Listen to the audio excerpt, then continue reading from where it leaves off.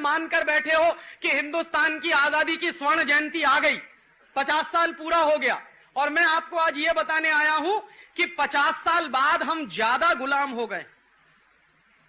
पहले गुलामी एक ईस्ट इंडिया कंपनी की थी, अभी हमारे देश में 4000 विदेशी कंपनियां हैं। और यह हो क्या रहा है, हमारे देश के बड़े बड़े नेता पैसा खाते हैं, रिश्वत खाते हैं और विदेशी कंपनियों को बुला के लाते हैं। कितना कितना पैसा खाते हैं, एक दो उदाहरण मैं आपको समझाऊं। हमारे देश में एक व्यक्ति है, उनका नाम है सुखराम। आजकल बहुत दुखी है। पता है क्यों दुखी है? एक दिन सीबीआई वाले उनके घर गए तो जिस बिस्तर पर वो सोते थे उसके गद्दे के नीचे से 4 करोड़ रुपया निकला। तो सीबीआई वालों ने उनसे पूछा कि ये 4 करोड़ रुपया बिस्तर के गद्दे के नीचे से निकला, इसका माने आपके बैंक बैलेंस में कितना होगा? तो कहने लगे नहीं नहीं, मेरे पास कुछ नहीं है, मेरे पास कुछ नहीं है। तो सीबीआई वालों को भरोसा नहीं हुआ, उन्होंने उनके सारे लॉकर सीज किए और उनके सारे अकाउंट सीज किए, तो पता चला हंड्रेड्स ऑफ करोड़ रुपए की प्रॉपर्टी उसमें से निकली। तो सीबीआई वालों ने पूछा, सुखराम जी ये पैसा कहां से आया? तो कहने लगे भगवान ने दिया है। तो सीबीआई के एक ऑफिसर ने उनसे कहा कि भगवान आपको ही क्यों देता है, मुझे क्यों नहीं देता, हमको क्यों नहीं देता? बाद में सीबीआई ने जब तपास की सुखराम के बारे में, तो पता है जानकारी क्या मिली? जानकारी मिली कि जब ये व्यक्ति हिंदुस्तान के मंत्री थे, सैटेलाइट टेलीकम्युनिकेशन के मिनिस्टर थे, तब इन्होंने क्या किया, हिंदुस्तान की एक सबसे बड़ी कंपनी है आईटीआई, स्वदेशी है हमारे देश की, टेलीफोन बनाती है। तो जो आईटीआई कंपनी टेलीफोन बनाती है, तो उसका जो टेलीफोन का एपरेटस है ना, फोन और उसका क्रेडल दोनों मिला के एपरेटस, वो जितने रुपए में हमको देती है, 100 रुपए में, 125 रुपए में, 150 रुपए में हमको देती है आईटीआई। सुखराम साहब ने क्या किया कि अब आईटीआई का नहीं लेंगे, अमेरिका की कंपनी का खरीदेंगे। तो अमेरिका की कंपनी ने वो एपरेटस बेचना शुरू किया 600 रुपए में। हमारे देश में बनता था 150 रुपए का, सुखराम साहब ने वो नहीं खरीदा, अमेरिका से खरीद कर लाएंगे 600 रुपए में। तो उससे क्या होगा, अमेरिका की कंपनी को जो 450 रुपए का मुनाफा होगा, उसमें से कुछ सुखराम साहब को कमीशन मिलेगा। उसका नतीजा क्या हुआ, हमारे देश की सबसे बड़ी आईटीआई नाम की कंपनी तो डिवीजन बंद हो गए, अभी 4 डिवीजन बंद होने वाले हैं, उसके 6 डिवीजन है सारे देश में। तो 2 डिवीजन बंद हो गए क्योंकि वो जो सामान बनाते थे सुखराम साहब ने खरीदना बंद कर दिया, अमेरिका से खरीदना शुरू किया और उसमें करोड़ों रुपए का घोटाला किया, वो पैसा उनको मिला। तो ये किसी मीर जाफर से कम है क्या? लेकिन दुर्भाग्य क्या है, इनको हमने 5 साल तक मंत्री बना के रखा। तो आप सोचिए कि 5 साल में इन्होंने क्या किया होगा इस देश में। ऐसे ही एक दूसरे मीर जाफर हैं, उनका नाम है सुश्री जयललिता।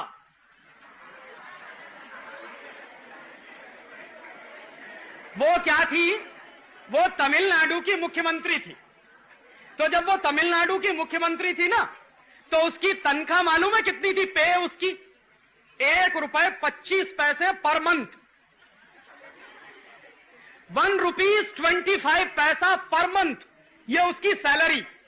और इतनी सैलरी पाने वाले बहन के घर में जब सीबीआई वाले पहुंचे तो क्या मिला पता?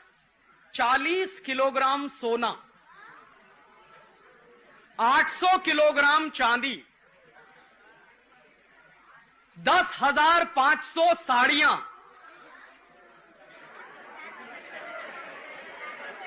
और सुनिए 7,500 सैंडल,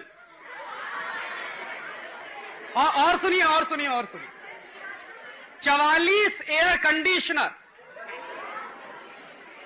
और सुनिए 19 लिम्यूजिन कार्स, और एक लिम्यूजिन कार की कीमत है 5.5 लाख रुपए इस समय। तो 19 कार्स और आखिर में 65 करोड़ रुपीस कैश।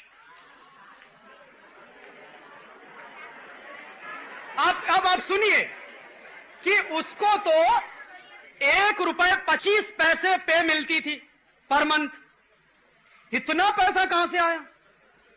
जिसको ₹1.25 तनख्वाह मिलती हो, उसके घर में 65 करोड़ रुपए कैश, 40 किलोग्राम सोना, 800 किलोग्राम चांदी, 10,500 साड़ियां, 7,500 जूते और 19 विदेशी कार, इतना सब कहां से आया?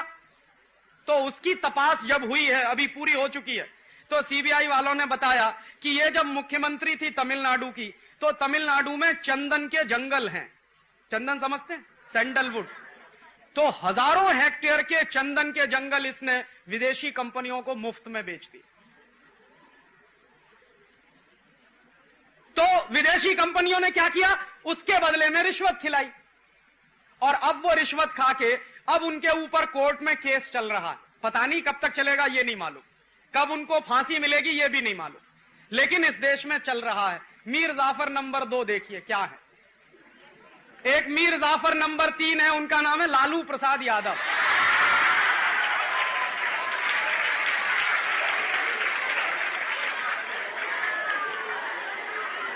अब उन्होंने क्या किया है, सुनिए सुनिए सुनिए, वो इन दोनों के बाप हैं।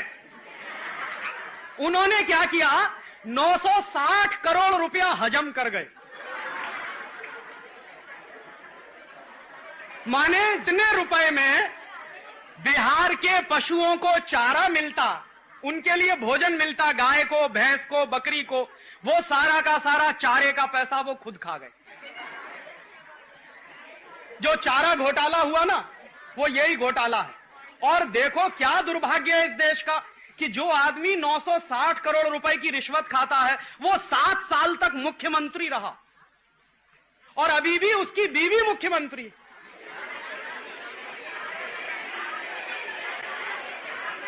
तो आप जरा अपने आप से पूछिए, ये मैं कह रहा हूं इसलिए नहीं, आप अपने आप से पूछिए कि इतने बड़े बड़े मीर जाफर अगर इस देश में हैं, तो क्या होगा इस देश का? सोचिए जरा। बेचारा जो मीर जाफर था वो तो करोड़ 2 करोड़ रुपए में बिका, ये तो 960 करोड़ खाते हैं। और रोज आप अखबार पढ़िए तो कोई भी दिन ऐसा बाकी नहीं जाता जिस दिन हजारों करोड़ का घोटाला ना होता। तो आप जरा सोचिए कि क्या इसी के लिए हमने आजादी पाई थी? माने एक मीर जाफर के कारण 250 साल गुलाम हो गए। अब आजादी के 50 साल के बाद ऐसे ही मीर जाफरों को हिंदुस्तान में फिर से। और तब दोस्तों हम सबको यह सोचना पड़ेगा कि कुछ गड़बड़ हो रही है इस देश में। क्या गड़बड़ हो रही है? ये सारे के सारे बड़े नेता विदेशी कंपनियों को बुला बुला के उनसे रिश्वत खा खा के हिंदुस्तान को बेच रहे हैं। और क्या हो गया है, ये एक बाजू में है, दूसरे बाजू में एक और दूसरी बड़ी दुर्घटना इस देश में चल रही है कि जिन विदेशी कंपनियों को ये नेता बुलाकर लाते हैं, उनका सामान कौन खरीदता? हम सब लोग खरीदते। माने हम भी छोटे छोटे मीर जाफर हैं। तो क्या होता है कि विदेशी कंपनी का सामान हम खरीद कर लाते हैं, दुकानदार को पैसा देते हैं, दुकानदार क्या करता है, उस पैसे को विदेशी कंपनी को पहुंचाता है। विदेशी कंपनी चूंकि दूसरे देश से आई है, तो वो आपके देश का पैसा अपने देश में ले जाती है।